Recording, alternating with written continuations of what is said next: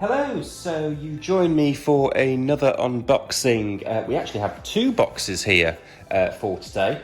First things first, if I sound a little hoarse, I flew back from Berlin yesterday evening and didn't arrive till quite late. So my voice might sound a little bit hoarse, but we will jump right in.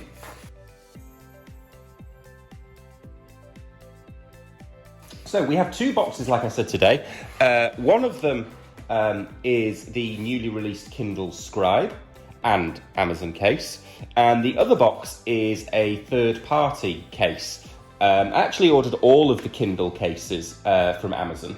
And I will send back the ones which I don't want.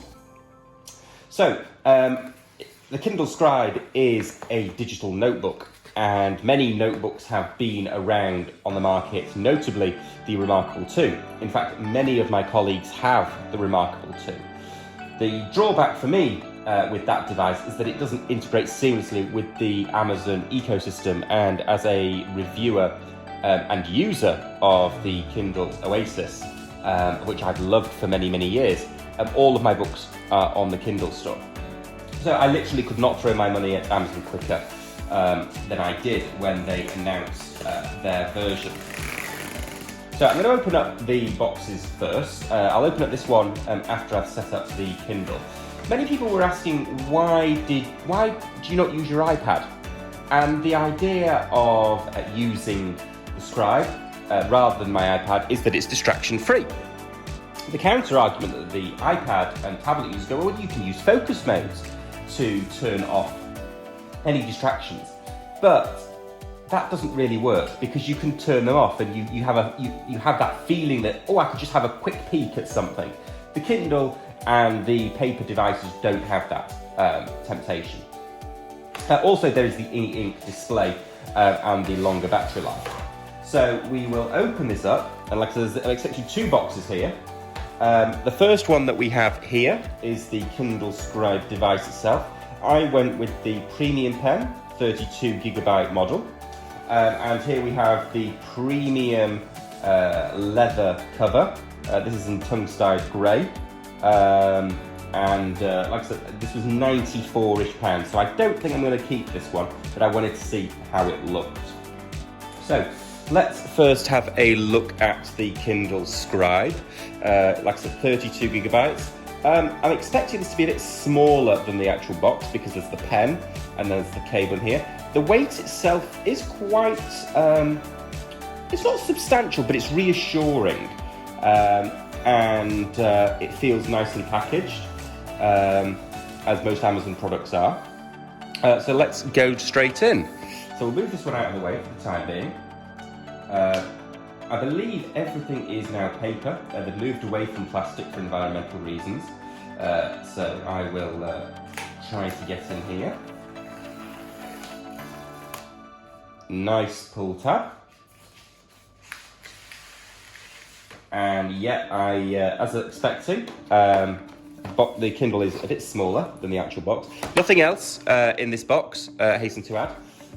So let's have a look at the packaging, which is to the side here. So in this particular lower section, we have the nibs for the pen. And we've got, how many nibs? So we've got 5 replacement nibs and the replacement tool, which is there. I will probably lose these and then have to order some more. And then pulling this out slightly, we have the pen. And then we have the USB-C charging cable.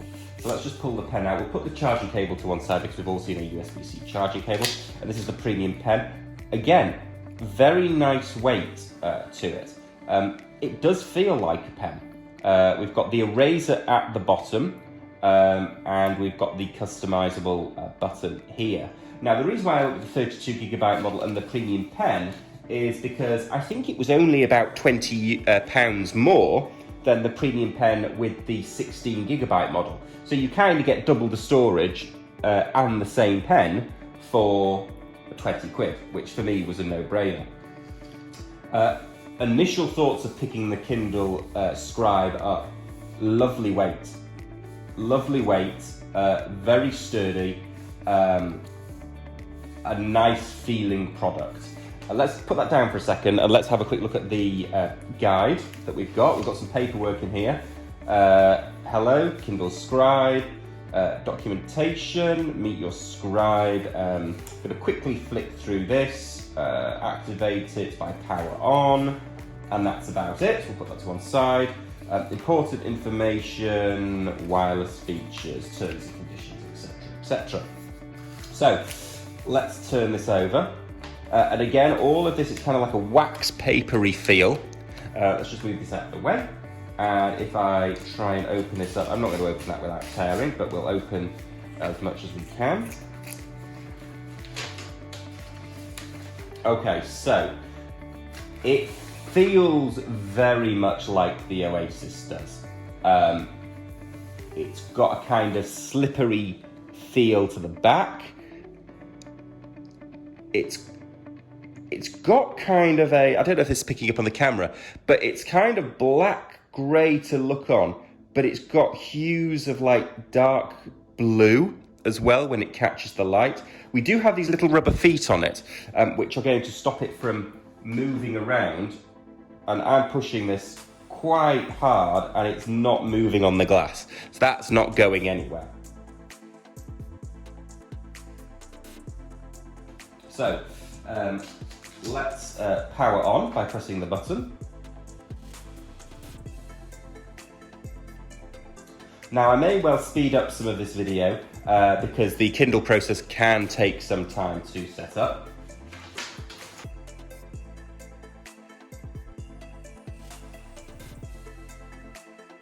So I'm going to, I'm actually going to put this down and I'm going to use the pen for the first time on a Kindle. So as we can see, we've got our languages. We've also got the accessibility option at the bottom, which is nice. Normally it's buried under anything. Very responsive. Select the region. I'm in the UK. Very, very quick this, in terms of the responsive nature of the pen. I had seen people with initial comments say it was a bit sluggish. That might have been with their device, certainly not with mine.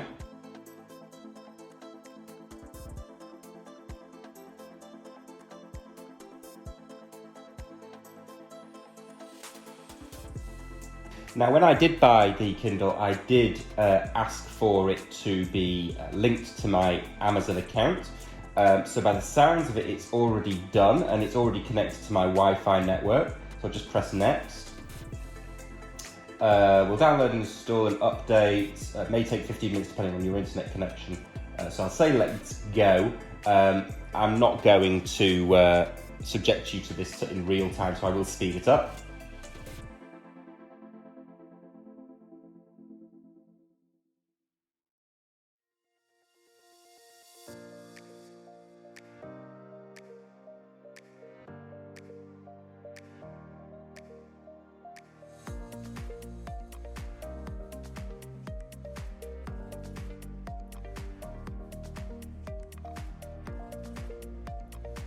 Okay, so that's taken around about 5 minutes to do the firmware update and everything else that it needed to do.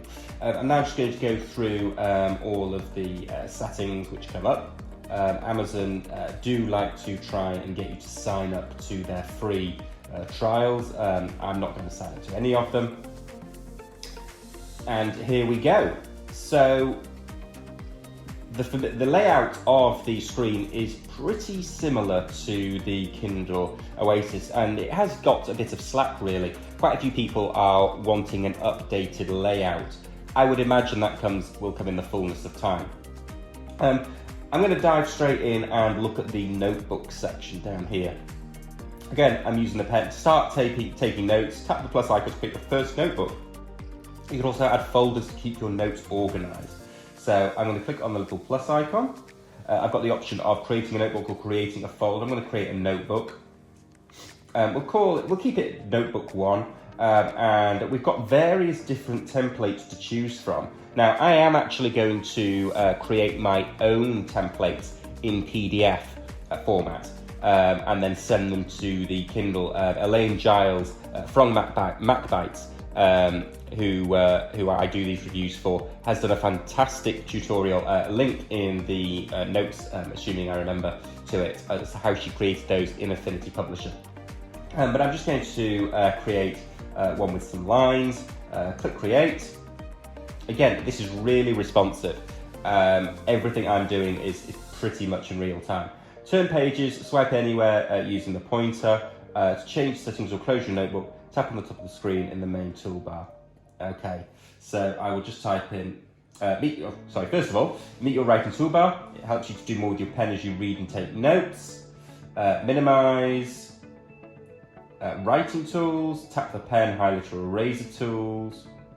The pointer, undo and redo as you might expect, and then do more. So let's now hopefully write.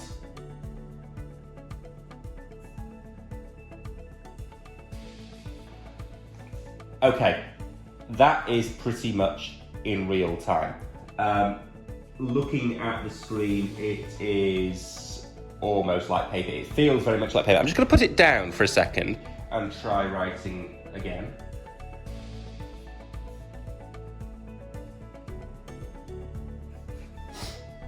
That is incredibly satisfying.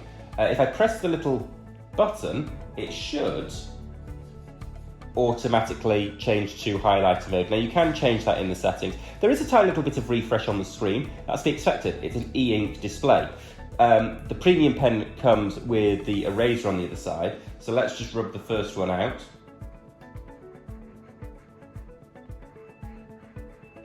Now, on some reviews, they've been saying, oh, well, it dims ever so slightly before it disappears completely when using the eraser.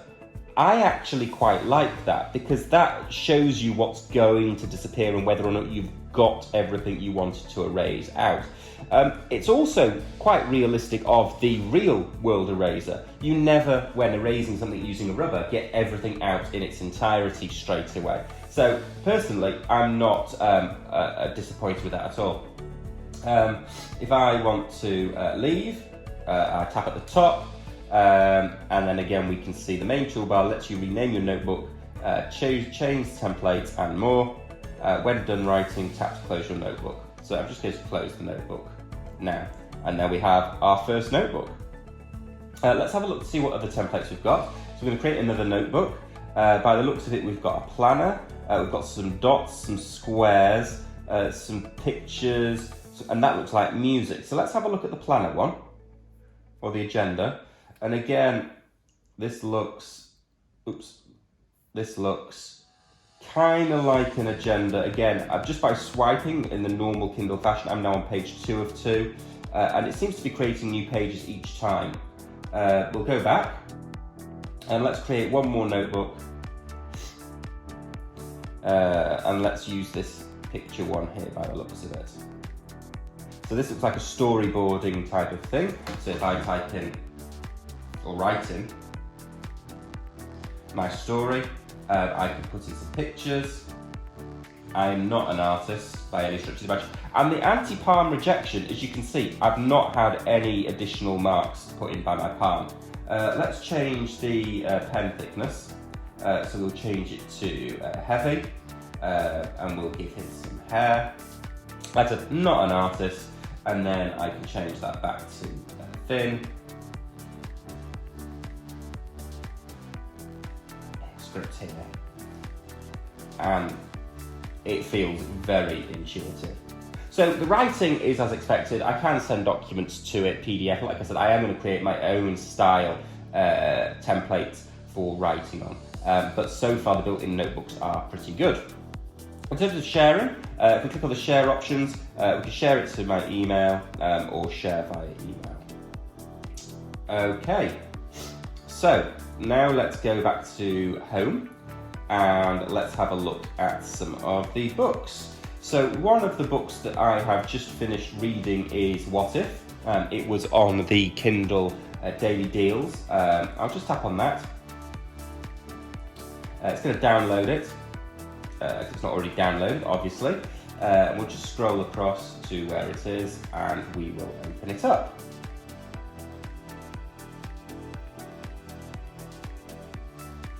Now again, this is Kindle format, as expected. The difference between this and the Oasis, of course, is that there's no buttons on the side. We are being told that we can create sticky notes, and if I just click on done, we can highlight. So if I highlight, oops, that seems to be a page turn. If I highlight, I think I have to do that with my finger, yes. There we go. We'll undo that. If I want to add a note, I can tap on note, just tap on there. Place your note, place on the place exactly where you want it, so just there. And then we can say, and it actually remembered the thickness of the pen from the previous scribble which I did, which was in the thin one. And I'm just going to delete that there. As with the previous Kindle settings, we have the options of changing the display. Yes, I know this is my main toolbar, bookmarking. So I actually like the layout to obviously be slightly different in terms of I like to have slightly bigger margins. The font I'm quite happy with. The themes, I think I'm happy with that. But what I do like to do is I do like to see the clock whilst reading. I don't like to see popular highlights, and if we can animate page turns, that would be awesome. So having a look back at the top, we do have all of these standard Kindle settings, including the brightness, automatic brightness, and warmth. I'm going to schedule the warmth to actually go on and off at sunset. Yes, I'll allow location, otherwise you won't be able to do it. And that, ladies and gentlemen, boys and girls, is pretty much it when it comes to the Kindle. The pen itself snaps to the side. Does it snap to the top? No, it doesn't snap to the bottom. So it just snaps to the side. Does it snap to the other side? No, and I wasn't expecting it to because of the power button there. So genuinely, excuse me, quite impressed in terms of what we have to offer. Library, notebooks and more. In more, we've got all of the details down here. And yeah, that's it. So let's put this to one side and let's open up the cases. So the first case I'm going to open up is the Kindle Scribe Premium Leather cover. This is the official case from Amazon. It's nearly £100, so about a third, just under a third the price of the actual Kindle itself. I wanted to see what this looked like. I don't think I'll be keeping it for nearly £100. I do have the fabric one, which is around about £50–60, which does look quite interesting, but I have this third party one, which I'm also about to open. So for premium leather, yeah. For £100, my initial thoughts are I'm rather disappointed.